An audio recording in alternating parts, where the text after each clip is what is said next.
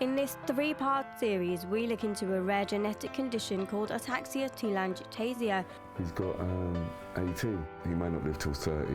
By the time he's 9, 10, he'll be in a wheelchair.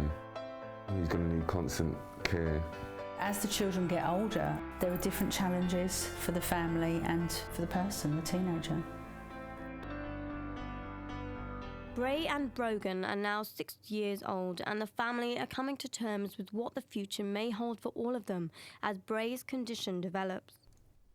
Their mind is growing normally. It's like your body's shutting down, so people see them and think, oh yeah, you know, but you can have a sensible conversation. It's just their body's shutting down. With homework now, even though Bray dribbles a little and you've got to listen to a bit carefully or he gets a bit frustrated, his writing is not as good as Brogan's. He's just as smart as, if not smarter than Brogan when it comes to doing his schoolwork. Like in doing his maths, he's so good at maths. But the school in a whole has embraced what he's got. Even the parents. Yeah. Support or advice for education and healthcare can be given by the AT Society charity. The role of the AT Society is crucial in just being there, giving them the information in the form that they can take when they want it, or just being there as a listening ear. I think that's perhaps one of the most important things that we do. When we had nowhere else to turn to, that call helped us really. I think getting to speak to somebody who knew, and it wasn't a doctor, who knew, who's dealt with this. Kay was brilliant, wasn't she? I called her up and couldn't actually speak to her, to be fair. None of us could. Yeah. It's really hard. It's hard emotionally sometimes because you can imagine you're dealing with new people who are very upset because their child, even before diagnosis, they might come through to us before they're diagnosed, and does this child have it, don't they? We have to wait for the blood test to come back. Then when it is diagnosed, obviously it's very emotional for parents. Alicia is 16 years old and has AT. When Alicia was diagnosed, we went to a lot of doctors who kept saying, oh, try this, try that, or it's probably nothing, she'll grow out of it. And it took until she was 6 years old to actually get the diagnosis.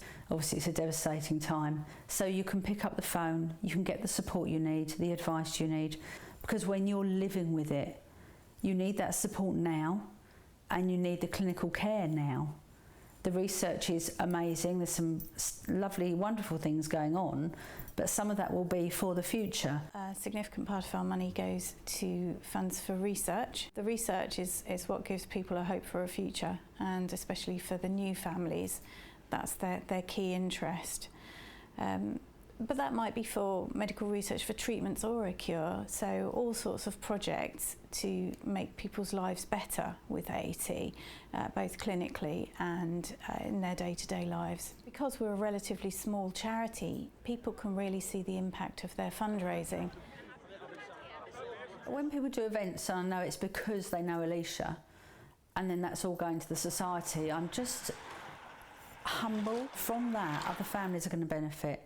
The society can continue their work, and other families and children will have a better life because of something someone else has done. That's amazing. The Yarlett family like to attend events such as the Brighton Marathon so they can support those raising money for AT. They use the Brighton Marathon app so they can cheer them on at key points throughout the race. We've got to be there cheering them on and looking out for them. Fundraising is a huge part of Alicia's life. People might do 100-kilometre cycles or run a marathon even as Batman or Superman. The people taking part give Alicia the opportunity to live her life to the full even as the condition takes control over her body.